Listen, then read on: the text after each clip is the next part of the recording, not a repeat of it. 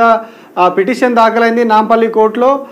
Nagarjuna family పైన గతంలో ఒక నెలన్నర క్రితం కొండా సురేఖ కొన్ని తీవ్రమైన వ్యాఖ్యలు చేసిరు వాళ్ళ ఫ్యామిలీకి సంబంధించి. అట్లాగే బీఆర్ఎస్ వర్కింగ్ ప్రెసిడెంట్ కేటీఆర్కి సంబంధించి లింక్ చేసుకుంటూ కొన్ని తీవ్రమైన వ్యాఖ్యలు చేసిరు ఆమె. ఈ వ్యాఖ్యల మీద చాలా రోజులుగా కోర్టులో వాదనలు జరుగుతూ ఉన్నాయి.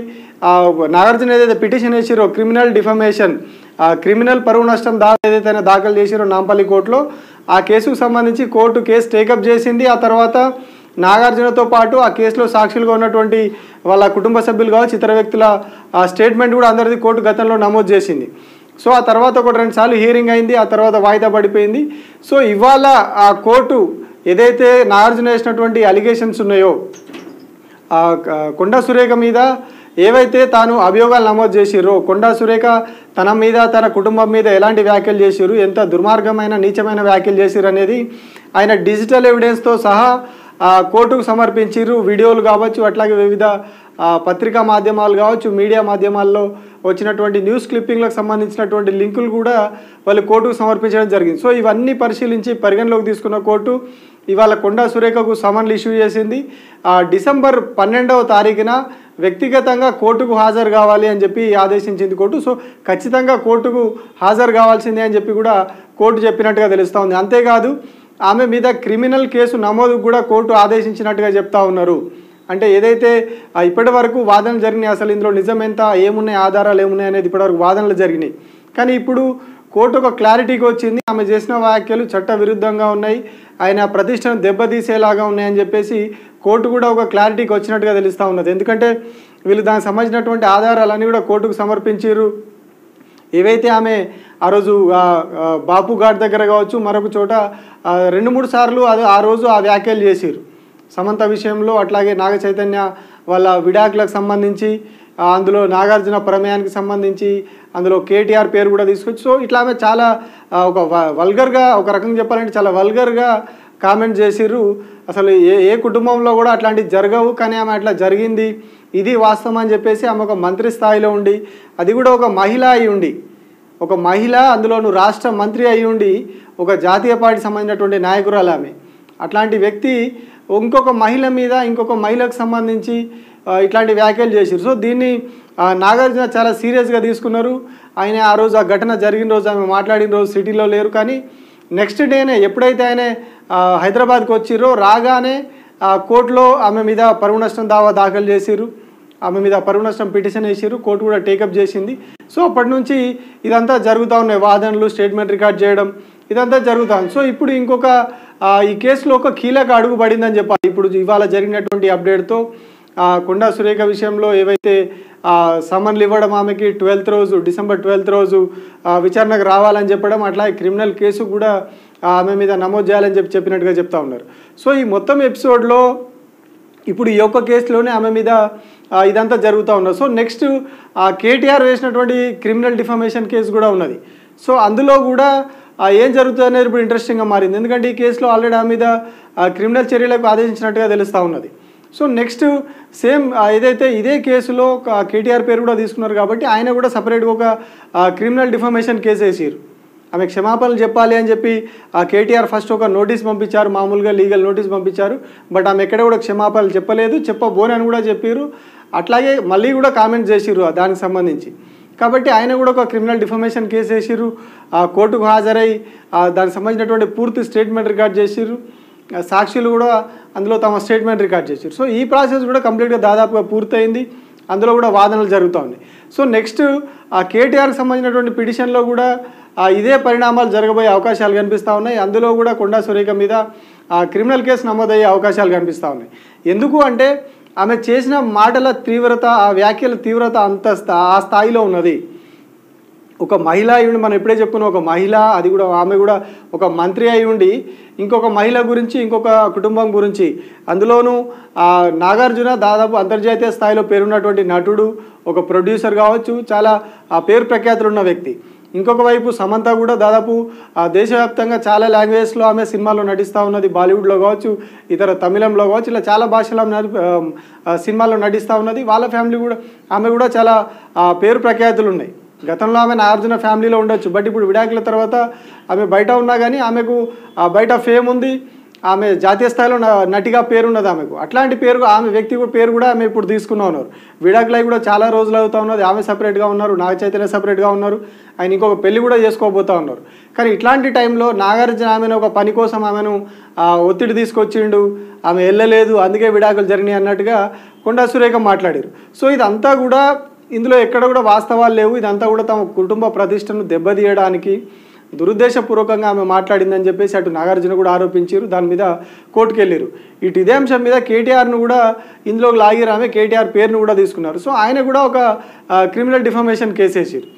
సో ఇదంతా కూడా అటు ఇటు వెళ్ళి కంప్లీట్గా కొండా సురేఖ మెడకు చుట్టుకునేలాగా కనిపిస్తూ ఉన్నది. ఇది కాస్త సివియర్గా అవుతూ ఉన్నది. ఒకవేళ ఇందులో ఎందుకంటే కంప్లీట్గా ఇందులో ఎందుకు అంత కొండా సురేఖకు ప్రమాదం ఉంది, ఈ కేసులో ఆమెకు ఎందుకు ఇబ్బంది ఉంది అంటే ఈ కేసులో కంప్లీట్గా క్లియర్ కట్ ఎవిడెన్స్లు ఉన్నాయి. అన్నీ కూడా డిజిటల్ ఎవిడెన్స్, వీడియో ఎవిడెన్స్ కావచ్చు, వివిధ పత్రికా మాధ్యమాల్లో, టీవీ మాధ్యమాల్లో వచ్చిన న్యూస్ కావచ్చు, పేపర్ క్లిప్పింగ్స్ కావచ్చు, ఇట్లా ప్రతిదీ కూడా క్లియర్ ఎవిడెన్స్ ఉన్నాయి ఇందులో అవన్నీ కూడా వీళ్ళు సాక్ష్యాలుగా కోర్టుకు సమర్పించారు. సో వాటిలో అన్నిట్లలో కూడా ఆమె మాట్లాడింది క్లియర్గా ఉన్నది. కాబట్టి ఆమె అది ఎవరో క్రియేట్ చేసిరని కావచ్చు, ఫేక్ అని కావచ్చు, ఇంకోటి కానీ ఎవరు కూడా ఏమీ అందులో చెప్పడానికి లేదు. అందులో దాన్ని ఆమె సమర్థించుకోవడానికి, దానికి సంజాయిషి ఇచ్చుకోవడానికి కూడా లేదు. ఆమె ఒకవేళ ఇట్లాగే ప్రొసీడింగ్ జరిగితే ఆ డిజిటల్ ఎవిడెన్స్ సంబంధించి ఆ రోజు అక్కడ ఆమె మాట్లాడిన సందర్భంలో ఉన్నటువంటి ఆ మీడియా ప్రతినిధులు కావచ్చు, అట్లా ఇంకెవరైనా రాజకీయ నాయకులు కావచ్చు, ఇంకెవరైనా అక్కడ ఉన్న వ్యక్తులకు సంబంధించినటువంటి ఆ స్టేట్మెంట్లు కూడా కోర్టు తీసుకునే అవకాశం ఉంటుంది. ఎందుకంటే దీంట్లో ఎవిడెన్స్లు ఇంకా బలంగా ఉండాలనుకున్నప్పుడు కోర్టు వీళ్ళందరి ఎవిడెన్సులు వాళ్ళందరి వాంగ్మూలం కూడా నమోదు చేసుకుంటుంది. ఎందుకంటే ఆ రోజు ఆమె అక్కడ మాట్లాడింది నిజమేనా కాదా, ఆమె ఈ మాట్లాడిన వ్యక్తి కొండా సురేఖనేనా కాదా, ఇవన్నీ కూడా కోర్టు తీసుకుంటుంది. ఎందుకంటే పర్ఫెక్ట్ ఎవిడెన్స్ ఉండాలి. చిన్న చిన్న ఎవిడెన్సులతోటి వేస్తే కేసు వీగిపోయే అవకాశం ఉంటుంది. కాబట్టి ఆల్రెడీ వీళ్ళు ఒక బలమైన ఎవిడెన్స్ ఇచ్చారు. సో కోర్టు ఫర్దర్గా ఇంకొక అడుగు ముందుకేసి వాళ్ళందరి దగ్గర కూడా స్టేట్మెంట్ తీసుకునే అవకాశం ఉన్నది. అట్లాగే సేమ్ ఇప్పుడు ఇదొక కేసు, అట్లాగే నెక్స్ట్ కేటీఆర్ కేసులో కూడా, కేటీఆర్ వేసినటువంటి కేసులో కూడా ఈ సేమ్ ఇట్లాగే వాంగ్మూలాలు తీసుకొని ఇంకా ఫర్దర్గా ప్రొసీడ్ అయ్యే అవకాశాలు ఉన్నాయి. సో ఏ రకంగా చూసినా ఇది ఖచ్చితంగా కొండా సురేఖ మెడకు చుట్టుకునే అవకాశాలు ఉన్నాయి.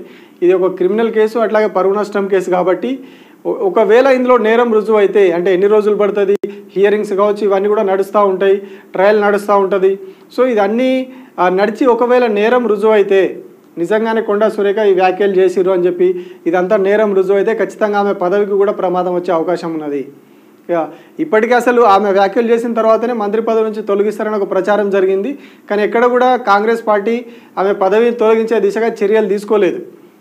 ఢిల్లీ నుంచి వాళ్ళు చెప్పిర్రు, చివాట్లు పెట్టిరు అని చెప్పి కొన్ని లీకులు ఇచ్చిర్రు, రాహుల్ గాంధీ మాట్లాడిరని చెప్పిర్రు, ప్రియాంక గాంధీ మాట్లాడని చెప్పిరని ఎక్కడ కూడా కొండా సురేఖ మీద చర్యలు తీసుకోలేదు. ఆమెను మంత్రి పదవి నుంచి కూడా తప్పిస్తారని ఒక మాట ప్రచారం జరిగింది, కానీ అది కూడా జరగలేదు. ఆమెను కంటిన్యూ చేసిర్రు. ఒక మహిళ మీద ఇంకొక మహిళ వ్యాఖ్యలు చేసినప్పటికీ ఆమెను పార్టీ మాత్రం ఆమె మీద ఎట్లాంటి చర్యలు తీసుకోలేదు. కానీ లీగల్గా వచ్చేటప్పటికీ ఖచ్చితంగా కోర్టు చర్యలు తీసుకున్నప్పుడు ఆమె పదవి పోయే అవకాశం ఉంటుంది. ఎందుకంటే గతంలో రాహుల్ గాంధీ విషయంలో చూసినాము, రాహుల్ గాంధీ ఎంపీ పదవి పోయింది, అది పెద్ద ఇష్యూ కూడా అయింది.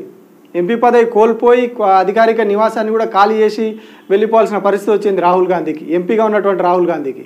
సో ఇప్పుడు సేమ్ ఎమ్మెల్యేగా మంత్రిగా ఉన్నటువంటి కొండా సురేఖ విషయంలోనూ నేరం రుజువు అయితే ఖచ్చితంగా ఆమె పదవి కోల్పోయే పరిస్థితి వచ్చే అవకాశం కనిపిస్తూ ఉన్నది.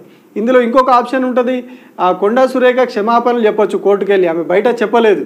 కానీ ఒకవేళ కోర్టులో వెళ్ళినప్పుడు, కోర్టులో ఫేస్ టు ఫేస్ హియరింగ్ జరిగినప్పుడు నేను క్షమాపణలు చెప్తున్నాను ఈ వ్యాఖ్యలకు సంబంధించి అని చెప్పి ఆమె ఒకవేళ కోర్టులో క్షమాపణలు చెప్పినా కూడా ఈ కేసు నుంచి బయటపడే అవకాశాలు లేవు. ఎందుకంటే ఆ క్షమాపణలని నాగార్జున ఫ్యామిలీ అంగీకరించాలి. ఎవరైతే కేసు వాళ్ళు ఫిర్యాదు చేసిరో ఆ ఫిర్యాదుదారుగా ఉన్నటువంటి నాగార్జున కావచ్చు, ఆయన ఫ్యామిలీ కావచ్చు, ఆమె చెప్పినటువంటి క్షమాపణను మేము యాక్సెప్ట్ చేస్తూ ఉన్నాము, మాకు అంగీకారమే, మాకు జరిగినటువంటి పరువు నష్టానికి ఆమె క్షమాపణలు చెప్పారు కాబట్టి మాకు ఇది సమ్మతమే, సో మేము కేసుని ఇక్కడికి ముగించాలనుకుంటున్నామని నాగార్జున ఫ్యామిలీ చెప్పినప్పుడు మాత్రమే ఈ కేసు నుంచి ఆమె బయటపడడానికి ఆస్కారం ఉంటుంది.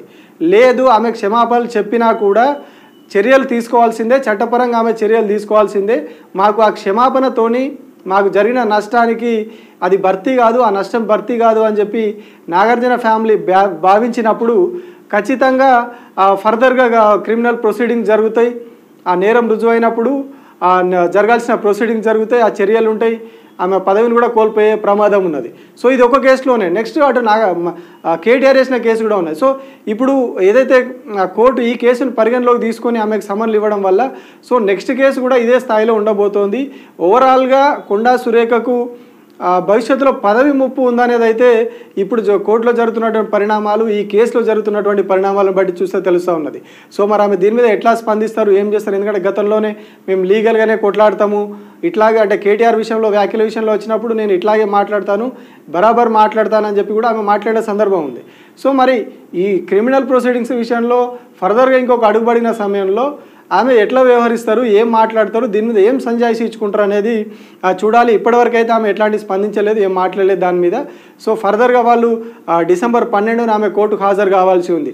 సో మరి ఆ రోజు కూడా హాజరవుతారా, లేకపోతే వేరే ఏదైనా రీజన్ చెప్పి ఆ కోర్టుకు ఏదైనా అఫిడవిట్ చేసి ఆమె హాజరు కాకుండా ఉంటారా ఏంది? ఎందుకంటే ఆమె కోర్టులో హాజరైతేనే ఈ కేసుకు సంబంధించినటువంటి ప్రొసీడింగ్స్ ముందుకెళ్తాయి. క్రిమినల్ కేసు, ఇదంతా క్రిమినల్ కేసు కాబట్టి ఆమె ఒకసారి కోర్టులో హాజరై పలానా పర్సన్ అని చెప్పి ఒక గుర్తింపు ప్రక్రియ ఉంటుంది. ఆ ప్రక్రియ పూర్తయిన తర్వాత మాత్రమే ఆ కేసు ఫర్దర్గా ప్రొసీడింగ్ అవుతూ ఉంటుంది. సో అట్లాంటప్పుడు మరి ఆమె నెక్స్ట్ 12th రోజు కోర్టుకు హాజరవుతారా లేదా అనేది కూడా ఇప్పుడు ఇంట్రెస్టింగ్గా మారింది. సో కొద్ది రోజులుగా గ్యాప్ వచ్చినప్పటికీ కూడా ఇప్పుడు ఏదైతే ఈ పరువు నష్టం కేసు ఉందో, నాగార్జున ఫ్యామిలీ మీద, కేటీఆర్ మీద కొండా సురేఖ చేసినటువంటి వ్యాఖ్యలు ఇప్పుడు ఇంకొకసారి కొంచెం సంచలనమైన రాజకీయంలో ఫర్దర్గా ఇవి ఎట్లాంటి టర్న్ తీసుకోబోతున్నాయి అనేది చాలా ఇంట్రెస్టింగ్గా మారుతూ ఉన్నది.